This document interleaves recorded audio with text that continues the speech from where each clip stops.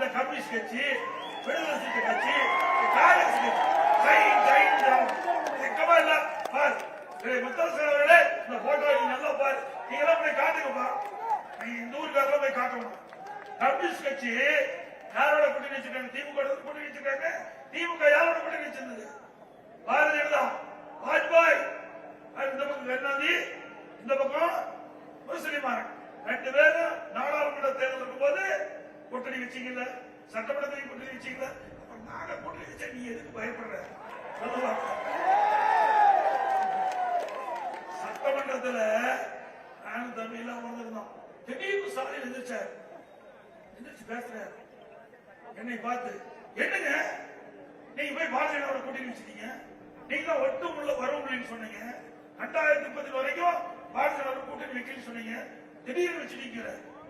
எனக்கு ஷாக் ஆகி போச்சு. என்ன முதலமைச்சர் போய் இப்படி கேட்கிறாரு? நான் எதிர்த்து சொன்னேன், இது எங்க கட்சிங்க, இது அதிமுக எங்க கட்சி, நாங்க யாரோட கூட்டணி வைப்போம், அது எங்க இருப்போம், நீ எங்க பயப்படுறீங்க, நீங்க எங்க கதறீங்க அப்படின்னு சொன்னதே அப்படியே அமர்ந்துட்டார். இப்படிப்பட்ட முதலமைச்சர் பயம் வந்துடுது. அதிமுக பாரதிய ஜனதா கூட்டணி வச்சதுமே பயம் வந்துட்டது.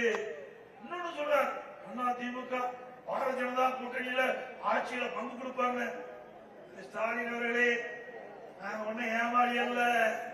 அதிமுக பெரும்பான்மை இடங்களில் வெற்றி பெற்று தனி பெரும் ஆட்சி அமைக்கும். எங்களுக்கு கூட்டணி வேண்டாம் வேண்டாம் வேண்டாம், எதை பத்தி கவலைப்படல.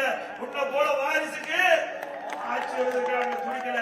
மக்கள் விருப்பம், அதை நாங்க நிறைவேற்றுவோம். எங்களுக்கு இப்ப என்ன, திராவிட முன்னேற்ற கழக ஆட்சி, மக்களோட ஆட்சி அகற்ற வேண்டும். அப்படி ஒத்த கருத்துடைய கட்சி எல்லாம் ஒன்னா இணைய வேண்டும். அதுதான் எங்களுடைய நிலைப்பாடு. அந்த வழியில திமுக ஒரு ஊழல் கட்சி, ஊழல் அரசாங்கம், அதை அகற்ற வேண்டும் என்று பாரதிய ஜனதா கருதுகிறது.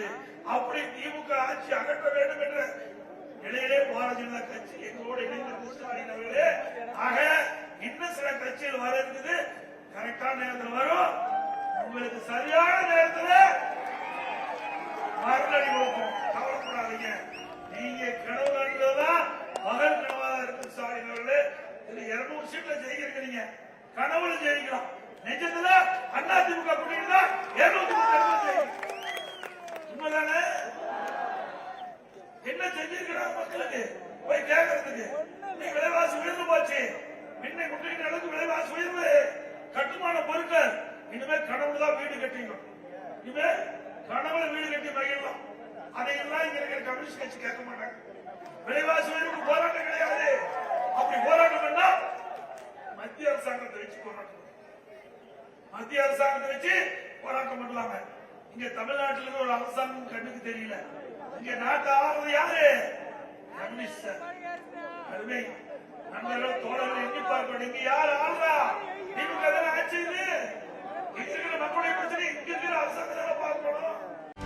செய்திகளை உடனுக்குடனும் துல்லியமாகவும் தெரிந்து கொள்ள சப்ஸ்கிரைப் பண்ணுங்க.